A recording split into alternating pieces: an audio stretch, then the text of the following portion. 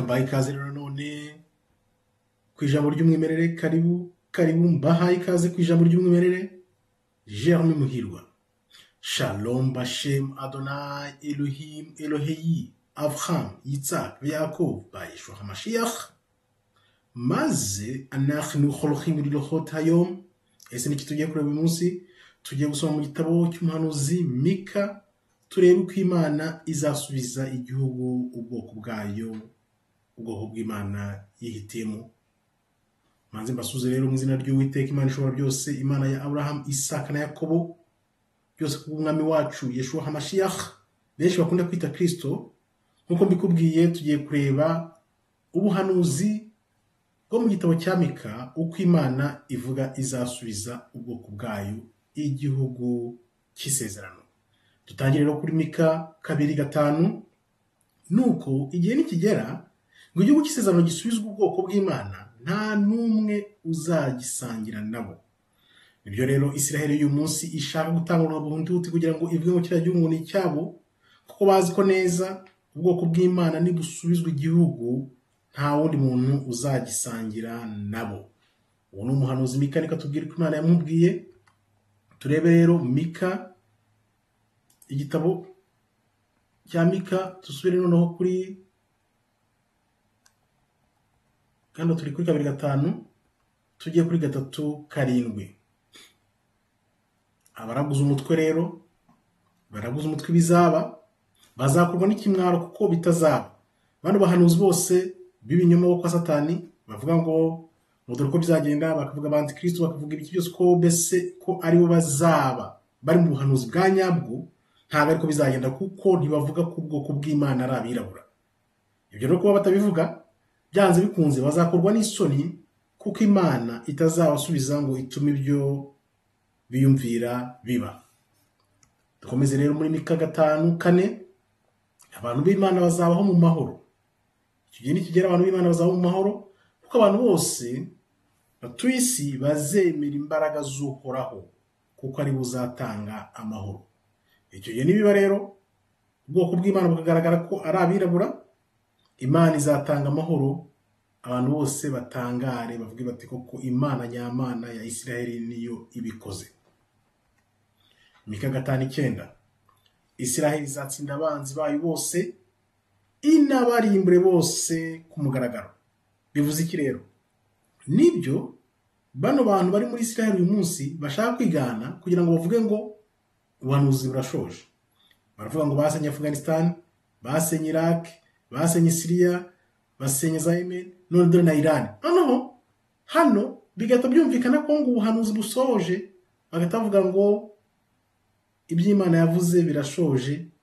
Ku batabizi ariko niko bitekereza, ariko twebwe tubizi, ntabwo ariko bimeze, ntabwo ariko bizagenda. Mika 6:8 rero, Imana idusaba iki kugira ngo ibintu bizakunde? Imana izabidushoboze, idusaba iki? Imana yatubwiye icyiza. Iki dusaba rero ni iki? Gukora igikwiye kugira ngo urukundo ruhoraho rube muri twebwe, no kubaho twiyoroshya mu busabane n'Imana yacu. Tukabaho twiyoroshya, dufite n'urukundo, duharanira gukora icyiza. Nibwo Imana izabidukorera, kuko benshi ntabwo bari babimenya, ariko ibi bintu bizakunda ari uko tugarukiye Imana yacu, kuko twayiteye umugongo nayo iratureka. Nk'uko tubisoma mu Gutegeka kwa 2:28-68, nicyo cyabiteye. Ariko Imana yaravuze ngo icyo gihe kizagera mu minsi ya nyuma, bwa bwoko bwanjye bwongere bwibuke abari bo, bungarukire, b'abantu banjye, nanjye mba Imana yabo, noneho mbakize, nongere mbaye cya gihugu cy'isezerano, bongere bakibemo nk'igihugu cya gakondo yabo nasezeranyije abakurambere babo, aribo Abraham, Isaka na Yakobo. Nuko bizagenda. Dukomeze rero muri Mika 7:8. Uwiteka nuko azaduha agakiza. Uwiteka azanye agakiza rero. Uyu munsi turi mu mwijima. Uwo mwijima turimo nuko tutazi uko ibintu byagenze benshi muri rusange, ariko Uwiteka azaduha umucyo. Wa mwijima twari tumazemo imyaka irenga 1000 iyo dukunda kwifashisha cyane 2500 cyangwa 2000, kuko twacumuye ku Uwiteka Imana yacu. None rero tugomba kwihanganira umujinya w'Imana w'igihe gito. So Imana yadutije ababisha ya minsi 2 ariyo ya minsi 2000 ku bantu, ariko ariyo minsi 2 ku Mana. Iyo niyo minsi Imana yabaye dutije ababisha. Tugomba rero kwihanganira umujinya w'Imana icyo gihe gito, kuko kiri bugufi gusoza Imana ikongera kudusubiza ubutware. Mika 7:14 na 15. Uwiteka azagirira Isiraheli impuhwe. Imana izatugirira impuhwe kuko ibyo yadushyizemo tuzaba tumaze kumva, ngira ngo tuzaba tumaze kumva. Ba umwungeri w'abantu bawe Mana mwami, abantu bawe wihitiyemo. Dukorera ibitangaza Uhoraho nk'uko wabikoze mu minsi wadukuye muri Egiputa. Icyo gihe nitutakamba, tugatakambira Uwiteka, nitugirire ibambe, yongeye dukora ibitangaza nk'ibyo yadukoreye ituvana muri Egiputa ubwo yatandukanyaga ry'amazi. Wibuke, ese iyo Imana ikurengeje ya nyanja yawe itukura, ujya wibuka kureba inyuma kugira ngo urebe, wibuke icyo Imana yagukoreye aho yakuvanye.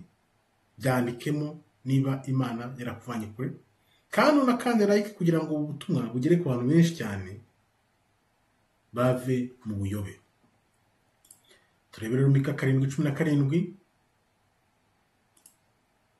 akaba rero dusorejeho.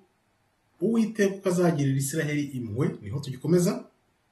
Ababisha bose, abanzi b'ubwoko bw'Imana nyabwo bw'abirabura, bariya bayuda bari muri Amerika, aribo birabura bari muri Amerika, n'ubwoko icumi bwaburi muri Afurika, niyo mara kumenyekana, ababarwanyaga bose abanzi babo bazikonenga mu mukungugu nk'inzoka, bazava mu mitamenwa yabo, bazavamo bahinda imishyitsi n'ubwoba, bazahindukirana ubwoba bugatinya Uwiteka Imana yacu, kuko ibitangaza Imana izakora.